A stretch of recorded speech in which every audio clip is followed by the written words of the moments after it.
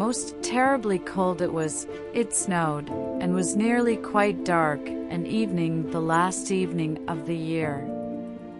In this cold and darkness there went along the street a poor little girl, bareheaded, and with naked feet.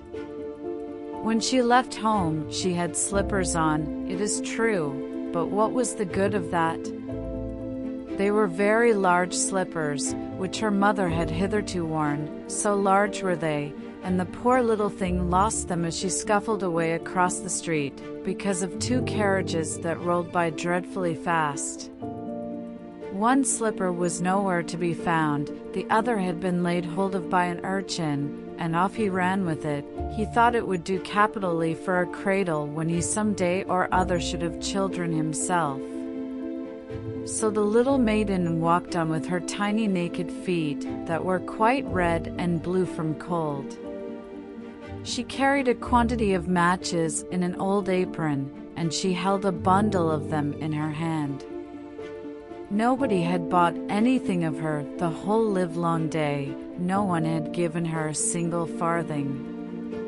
She crept along trembling with cold and hunger, a very picture of sorrow, the poor little thing. The flakes of snow covered her long fair hair, which fell in beautiful curls around her neck, but of that, of course, she never once now thought. From all the windows the candles were gleaming, and it smelt so deliciously of roast goose, for you know it was New Year's Eve. Yes, of that she thought.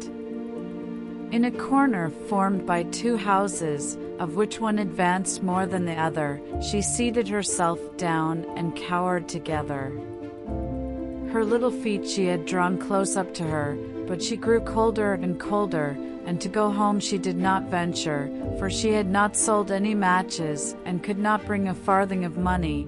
From her father she would certainly get blows, and at home it was cold too, for above her she had only the roof, through which the wind whistled, even though the largest cracks were stopped up with straw and rags. Her little hands were almost numbed with cold. Oh! A match might afford her a world of comfort, if she only dared take a single one out of the bundle, draw it against the wall, and warm her fingers by it. She drew one out. Wrisht, how it blazed, how it burnt! It was a warm, bright flame, like a candle, as she held her hands over it. It was a wonderful light. It seemed really to the little maiden as though she were sitting before a large iron stove, with burnished brass feet and a brass ornament at top. The fire burned with such blessed influence, it warmed so delightfully. The little girl had already stretched out her feet to warm them too, but the small flame went out, the stove vanished, she had only the remains of the burnt-out match in her hand. She rubbed another against the wall. It burned brightly, and where the light fell on the wall, the wall became transparent like a veil, so that she could see into the room. On the table was spread a snow-white tablecloth. Upon it was a splendid porcelain service, and the roast goose was steaming famously with its stuffing of apple and dried plums. And what was still more capital to behold was, the goose hopped down from the dish, reeled about on the floor with knife and fork in its breast, till it came up to the poor little girl, when the match went out and nothing but the thick, cold, damp wall was left behind. She lighted another match. Now there she was sitting under the most magnificent Christmas tree. It was still larger and more decorated than the one which she had seen through the glass door in the rich merchant's house. Thousands of lights were burning on the green branches, and gaily colored pictures, such as she had seen in the shop windows, looked down upon her. The little maiden stretched out her hands towards them when the match went out. The lights of the Christmas tree rose higher and higher. She saw them now as stars in heaven. One fell down and formed a long trail of fire. "Someone is just dead," said the little girl, for her old grandmother, the only person who had loved her, and who is now no more, had told her that when a star falls, a soul ascends to God. She drew another match against the wall. It was again light, and in the luster there stood the old grandmother, so bright and radiant, so mild, and with such an expression of love.